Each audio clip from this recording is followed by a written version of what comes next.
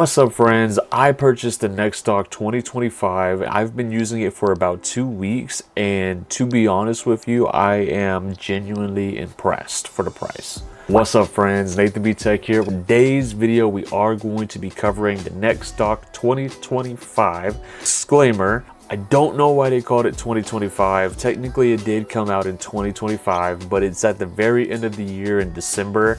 So realistically, this is the NexDock 2026, just for a heads up for everyone who is a little confused. And then disclaimer number 2, I have been using this device with the Google Pixel. We recently got a leak of what Aluminum OS is going to look like, and it looks identical to what Google's using. So usage may vary depending on experience. I know Samsung has their DeX mode, and I've tried the DeX mode. It's not my main driver, so I haven't really used it too much. So the shell of the NexDock, very straightforward. It's a 14-inch display, but the build itself, I'm not 100% sure if it's aluminum or plastic, but regardless, it feels great. You can definitely tell that NexDock, with the resources they had, not having to work on a processor, RAM, OS, etc., they definitely put their money towards the build quality. But let me tell you right now, for $229, this feels amazing. I think this is going to be a highlight that I'm just going to continue to bring. Like, the value that you're getting at $229 is genuinely amazing to me, and I'm just gonna keep bringing that up. It feels solid. There isn't many flex points on the laptop itself. There is a little bit of flex on the keyboard on the top region, which, surprise surprise, you're not going to be touching, but most of your touching spots, whether it be like the hand rest, whether it be the trackpad, the screen, etc., you don't really get any flex. It's only when you nitpick and you try to flex it in the top of the region. So money was well spent, definitely, in the build department. However, I will note it does not pass the one-handed test, as well as the hinge could be better. Obviously, it is touchscreen, so when you are maneuvering around the touchscreen, it does wobble, which is kind of like a common thing with laptops that are touchscreen, so it's kind of give or take, but I did want to mention that for you guys. Now, in terms of the keyboard, I haven't necessarily used the previous NexDocks myself, but as an average consumer, when it comes to laptops, the keyboard felt great. I've not really had any problems with the keyboard. It's got some pretty decent travel, and it's expected of a keyboard. It's not bad. The keys feel fine. Everything feels good. It's only when it comes to the trackpad, and this has been an occurring problem with the previous models, and it's still consistent till this model. It has gotten significantly better from what I've seen on older models. However, it still feels very, very cheap. It's still using the dual click, and it's kind of angled in a way, and just essentially when you rub your finger across the trackpad, it's not the most premium feel. So definitely, you know, in the next generations, it's going to be something that you will want to look into as that primary upgrade. However, I have good news. It is still passable. At first, I didn't like it, but I did get used to it.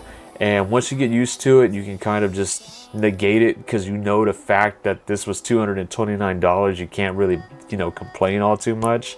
But definitely my biggest con with the build is the trackpad. It's unfortunately the one thing that you touch the most. It is decent and it gets the job done, but it's not a good feeling. And I do wish it would be a little bigger. Obviously in 2025 and 2026, trackpads have gotten ridiculously large, so going from a large trackpad back to a small one, you do kind of notice it and you're like, whoa.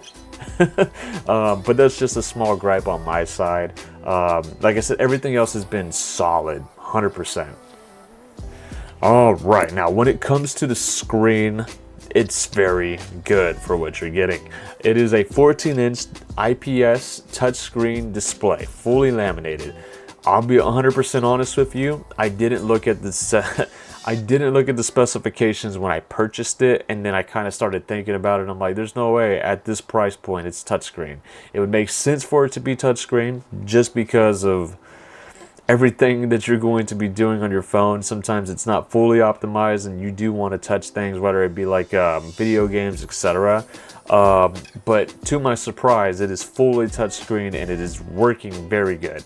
Big pro, and this is a personal thing for myself, 16 by 10 is a chef's kiss. I am a huge fan of 16 by 10 aspect ratio, and it does help out in this particular scenario as well when you're doing split screen, just because you have a larger, you know, height on your applications. In terms of brightness, it has about 400 nits brightness and it can peak up to about 460. Not the brightest, but indoors it is 100% usable. Outdoors you may run into some issues with brightness, especially during a very peak sun day.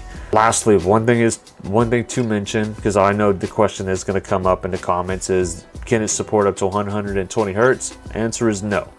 So if you are planning to do any type of streaming via gaming, Xbox Live, etc., it does only support up to 60 hertz, which is still more than reasonable, especially at this price point.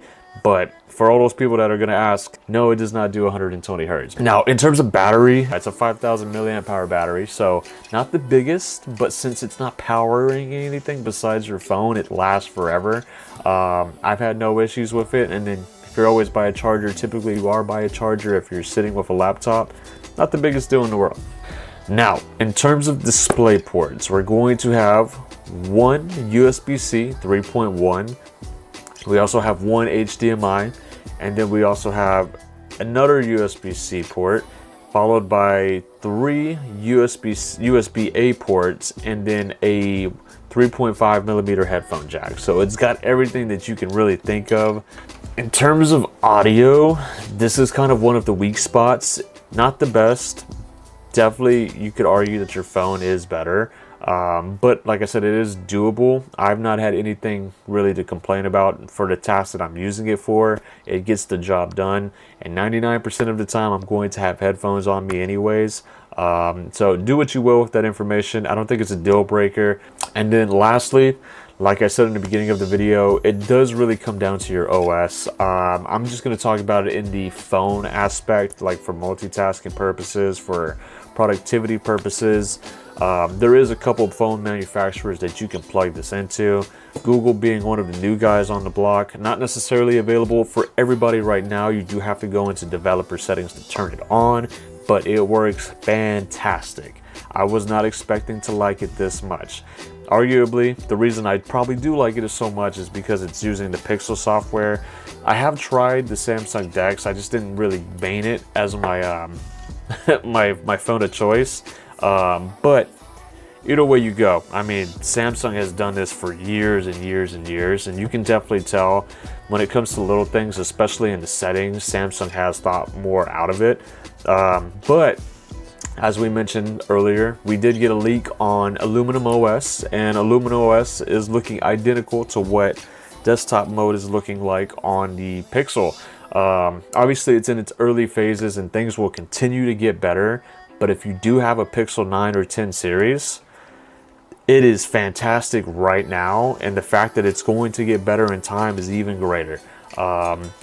Hopefully that makes its way to more Android phones. Obviously, it's kind of like in pre-alpha beta build right now, so it's not available to everybody right now, especially on older Pixels and, you know, Motorola's, etc. It's just not a common standard yet.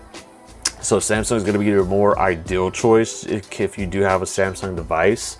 I do know Lenovo's have some type of streaming desktop mode as well, but there's no Lenovo phones, so it's more like you plugging into a tablet. But if you have a tablet already, maybe you don't want to use a laptop. So at the moment, your really two big contenders are going to be the Samsung or the Pixel. But like I said, they both work great. They've been very satisfying. I've seen the reviews on other people where it's saying it's not good enough. I think if you're realistic with the device and you're using it for light tasks and getting things done, it is fantastic. I have gotten it to glitch a little bit in certain aspects, but it's something you can quickly solve, and it's not the biggest deal in the world for the price that you're paying and the productivity that you're creating. I think it just comes down to being realistic with these devices. They're not perfect by any means. You're doing some weird things, but man, they've gotten so much better. So yeah, essentially, I approve. I think this has helped me be more productive in general. This has definitely replaced my tablet. I've already sold my tablet. I'm done with the tablet. The fact that I can be stationary with this desktop mode and it's already included, I don't have to bring the tablet with me anymore.